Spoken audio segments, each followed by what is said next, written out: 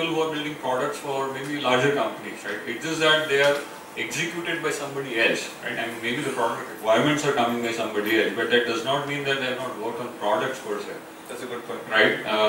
So in my case, I knew that the entire product management has to be taken care by me anyways. But it's a new technology, something new, nothing really as a reference also existed. So you want to do artificial intelligence software on mobility, what to do, right? There's no references. There are artificial intelligence papers, maybe studies, PhD materials, but how you can really align with the practical standpoint. So, so I decided that the product management role I'll take. The requirements will be made out by me, and I just need the engineering team to make that product. And we got the engineering team because there is no, I would say, shortage of talent in Pune for sure. They're extremely hardworking and people who can do wonders. It's just that push, that execution capabilities are supposed to be boiled down to them in a way, and they'll deliver. And we made products from scratch. We made products like these Google systems. We had this Google advertisement kind of platform on our own. This app installs, right? You see this app install. People are ready to pay. ICICI Bank will come saying, if you have 5 million subscribers, you can drive my app install. I'll pay you 20 rupees per install. Right? So this application install has become a large business. In 2011, we built our entire application installation workflow management for any advertiser. Right? And how do you track the install? How do you track the downloads? How do you get paid? And so on. So we built everything from scratch, which actually some of the companies built later point of time, even 2012, 2013. But the engineering team did a fantastic job in doing that. So Pune no less than Bangalore when it comes to product development. Absolutely. That's a that's a misnomer, I would say. Okay. I think Pune has immense talent. You just have to extract. It's like, people say there's a gold mine, you just extract. It's like that. There's a gold mine, you just extract. So did you make a conscious decision of hiring only from Pune or Puneites? Yeah. And could you share with us why you consciously made that decision? Was it a very thought about decision? To an extent, yes. But to be honest, we are not very specific that we want to have talent only from Pune. But I've seen that when I was doing my journey in lots of companies, I've seen people, especially Puneites, they stay in a company for a very longer time. They're very loyal to the company, even if it's a startup company. And I think that thing actually struck me out. And I think I wanted to build up maybe 70-75% of my engineering team or maybe whatever team I'm building out of Pune. As long as person is staying in Pune, even if he's outside and your CN wants to kind of extend his stay in Pune. So we got people who are in Pune to a large extent, and that was one of the factors. We just want to make sure that people are loyal to, and startups require those kind of, some of the parameters, right, when people joining you.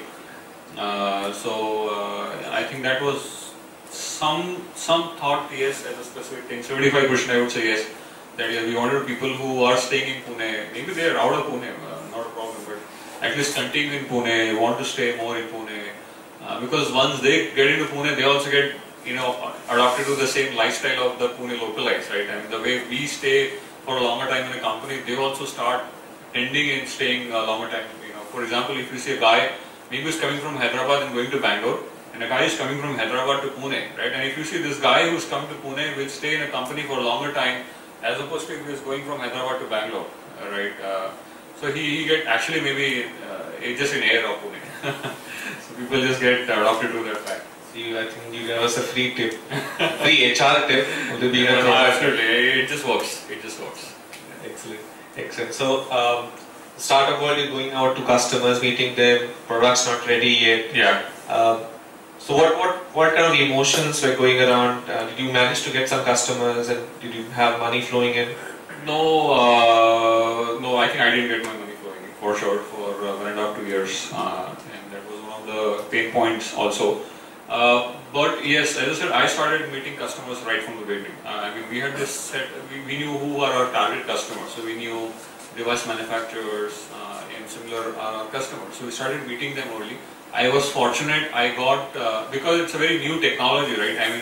That at least helps you to get entry into the door, as long as you're not doing something same. So something very innovative, something very new, stuck somebody's mind, and they allow you to enter. They allow you to sit with you. And I was actually very honest. Since I was in Nokia, I knew Shiv Kumar, who was the MD and CEO of Nokia. I sent him an email out.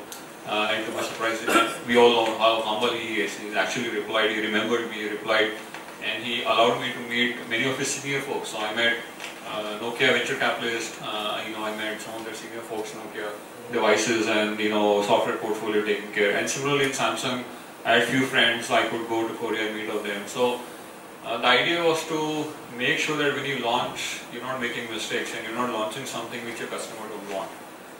Right? And you're spending 1.5 years, 2 years building a product and getting out of the door, suddenly seeing sun rays and nobody wants to see you there.